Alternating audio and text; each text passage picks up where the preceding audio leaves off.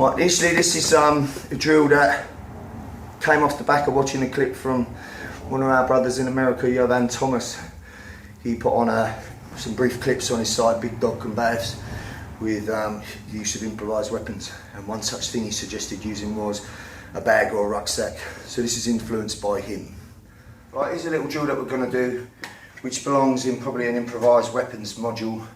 One of the attributes or characteristics of improvised weapons is you can use it to shield or as a barrier. So a briefcase, a dustbin lid, a rucksack, some kind of bag-like structure, maybe something about this size, or something slightly bigger and squarer, such as this size. So for the purpose of the training, we're going to use that. You would use it just as a shielding thing, as a distraction. You could strike with it, or as a means to get a transition to something else. So in this example, we're going to have a little play with the knife. So the best one to use, because the person should be committed and trying to stab you, is a piece of foam just covered with some tape, which replicates what the knife is. As soon as you start getting it down and jamming the lines successfully in a drill, you could progress to a metal trainer, which would be a lot more unforgiving.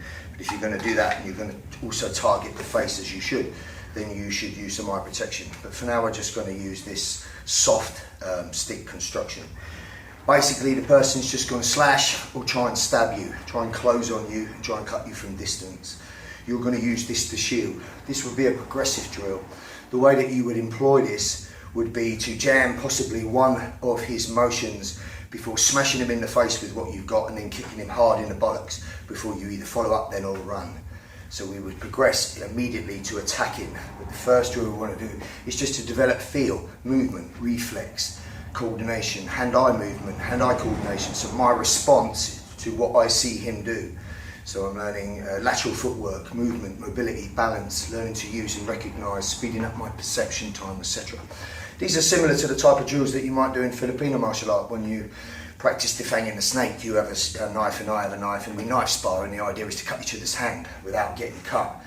This is just an attribute drill, and it develops good, like I said, reflexes, lateral footwork, mobility, movement, going from high-low, being non-telegraphic.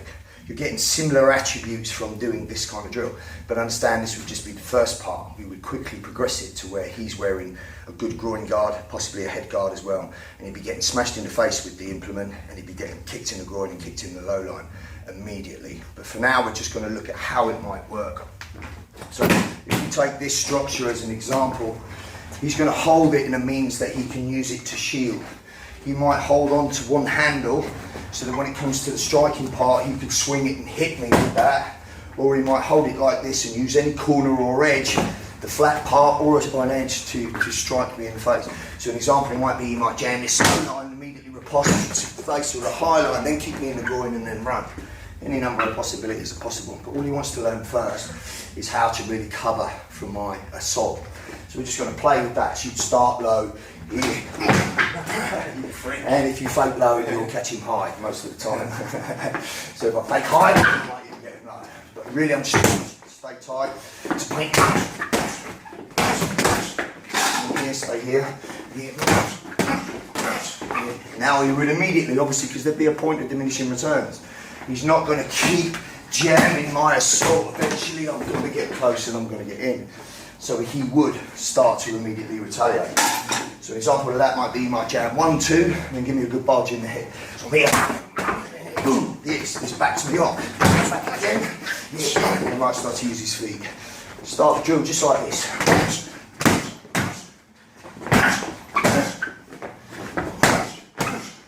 Retaliate now, this kind of deal.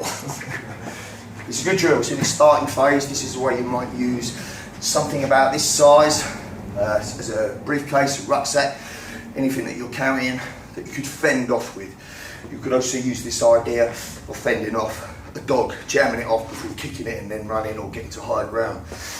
But certainly for anybody with an edge weapon, this would, as an equaliser, give you a temporary advantage, and this drill will be a progression to show you how we take that into simulation.